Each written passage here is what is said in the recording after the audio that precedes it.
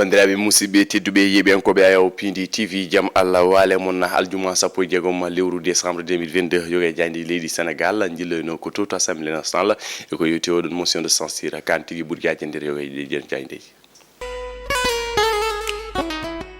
gudditiren na jande libération de don tigi article odon covid 19 fo ganda tigi suite pas fin di don koppereje di tigi ganda nana may ciukiri e wonno ganda ko faade ben tigi mugen ko be nalan ko be leydi Sénégal appui aux acteurs culturels de don koppereje e kanyumene de nana may ciukiri sabu tigi yetaki be don nalan ko be bi ko 1220 milliards koppereje men CFA ene wayno kanyum tigi wonno ko hokkirno faade be don nalan ko be amobe hay istelisten fantum ene wayno dum non tigi won ko be jeni cour des comptes réunis kadon halangam kay andude holtude don koppreje nanna kono kay holtude don koppreje majji dum tigi woni ko tawte nder nde don na jande libération ko wala dum ko jande besbi le jour e do subaka be gatti ko yal khali odon motion de censure badade rejeté motion de censure fade premier ministre Amadou Ba be bi ko yewi lance Amadou ena wayno be bi ko 55 be dañi nganda tigi yadube odon motion de censure capande jatato en joyo ko nyumen tigi bi ko jaadane odon motion de censure no gas joyo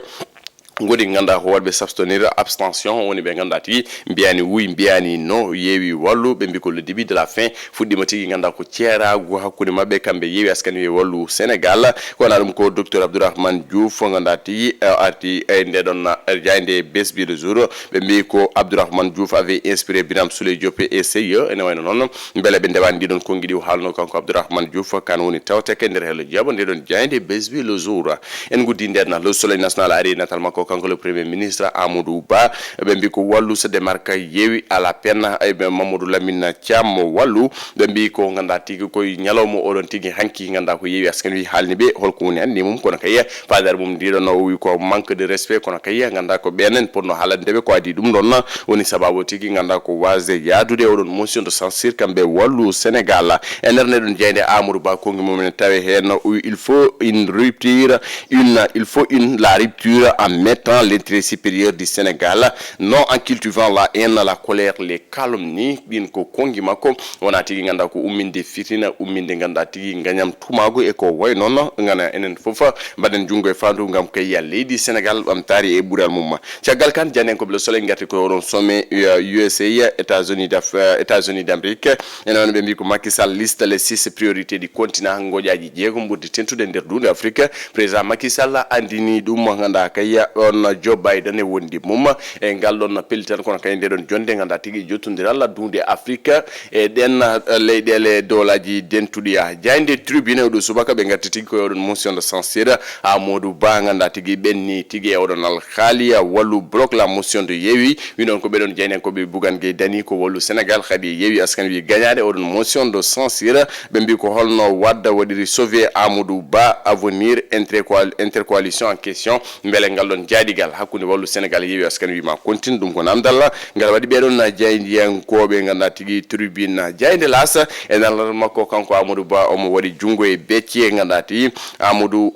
Ba toute griffe de ore no non nganda ti nyanyere makko kono kay warti tigi odon podi ndure mo be baddi to assemblée nationale on gorko mo Parcelles Assainies wala nawte moto ngian pendaw o warti tigi di don kongi e wiide tigi yo mo gona haber wotere ngambe kambe kala be jabba felo woto woni de bamtare leydi Sénégal jayndi groupe origine SA li quotidien artitigi ko odon échec motion de censure be mi ko deret pour yewi wallu nganda tigi kany wari déplorer l'intelligence de Yawa Mimi vote pour nganda tigi ene yadi hen kanko sohna Mimi Touré Amadou Ba sermon l'opposition yon ko ngi hen kono kay kongi Farba Ngom e Mimi Touré to assemblée nationale wala ben kongi Farba faade on Mimi Touré nder nde don jayndi enquête subaka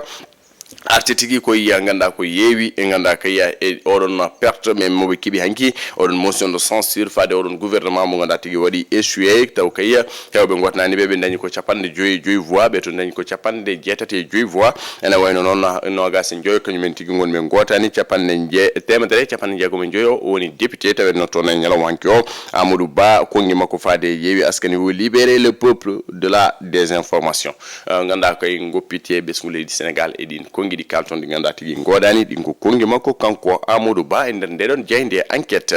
en gudi ndedna l'observateur de Youssou Madjiguène motion censurée be mi non nganda ko yewi wallu Sénégal bele tigi batta battane de ma gota battane de ma mojo hakude tigi didon landaji didi nganda kayya hakude yewi askan wi wallu Sénégal bele ngal don jutundiral ma boy juuta wi non ko be don jeynen ko be Youssouma jigen sabu yewi askan wi jeggi ko wallu Sénégal hadi be gagnade ena wayno nyanyere walla fitina way tigi ummirade don be bi tiagal o don session chaque député hebi tigi 500 000 francs CFA temedere ujunere e dum non nganda tigi e nyalawma hankyo kambe tigi di don député jiya Vox Populi be ko yewi et sous avec 55 voix le PM rend le coup on Amadou Ba très politique à la sodi yewi en wayno nganda tigi on hakkille dewrgol mo jogi en wayno tigi ben tawtebe yewi askan wi ngala tigi ngon humpito wala pi ngalanti ngal hakkilantagal wi non ko be don jeynen ko be Vox Populi ya les échos be ngati woron opposition so fissure opposition en wayno fay ko tajondirde fay tigi ko certude wi non ko be don jeynen ko be les échos yewi échec et ma en wayno ngandati kambe kala be ngerti e nder mabbe xaptude wala bienna captude e nder mabbe kambe tigi yewi askan wi wala bien xaptirde e wottude toro fofe ben be ganda tigi witebe wollu Sénégal non ko be don jeynen ko be les échos tiagal kan be ngerti tigi al khali on plainte mo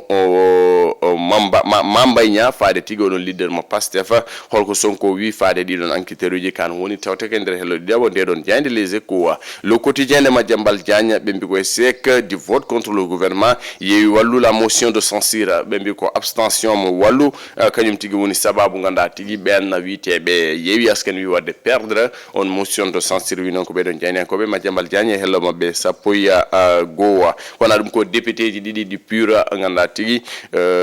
parti de l'unité du rassemblement woni ya Massata Sambe e Mamadou Nya ma nyaawe nganda tigi woro nyalawma altine mabbe kucite tigi woro no juge tribunal de flagrant délit to Dakar ko e blessure volontaire dum tigi woni ko be dewira jayndi stade nde kawren uddirde kala suba ko be ngatti koy nata mabbe de don barode tewtede nder leydi Sénégal barode men ko no Alfred Gomis ko wayno tigi nganda ko Moustapha Nama Lum Ndiaye ko wayno tigi nganda kaya wodbe mabbe ko wayno Fodé Ballo-Touré en ben me nganda tigi perdi place mo nder oron taniere holno tigi poti wade en kono holno poti dardade hol battane mo wala bien hol ngartam jogini équipe nationale du Sénégal en nder nedon jeyndi saden tay kongi makko kanko le 210 de l'épopée 2002 wite ko Khalilou Fadiga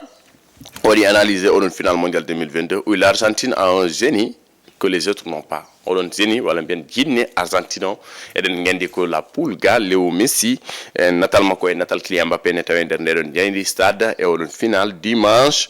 hakune mabbe mbele Messi maje to don premier trophée mum coupe du monde Kylian Mbappé second trophée mum coupe du monde dum non ko namdal ko Didier Deschamps ne wayno ko dum non woni ko jabto limiter au maximum l'influence de Messi ene wayno ganda ko wattude gille odon gorko kono kay waze wattude makko gilla burta ko non wi Didier Deschamps badra musibe tedube gasi halabi kaburju men jaynde jewdo subaka aljuma ganda tigi sappo e jegom lewru décembre 2022 calni ben yebi en ko be hiden ko be Pindi TV wono dernier numéro de la semaine adi mon robinu jayne ko subaka altini yadde debbo mo dara khalaybe o wite koy sen jay do halirde wono do ko Moussa Nya to kara lagal to wono to Ibrahima Thioman badra musibe tedube juma mura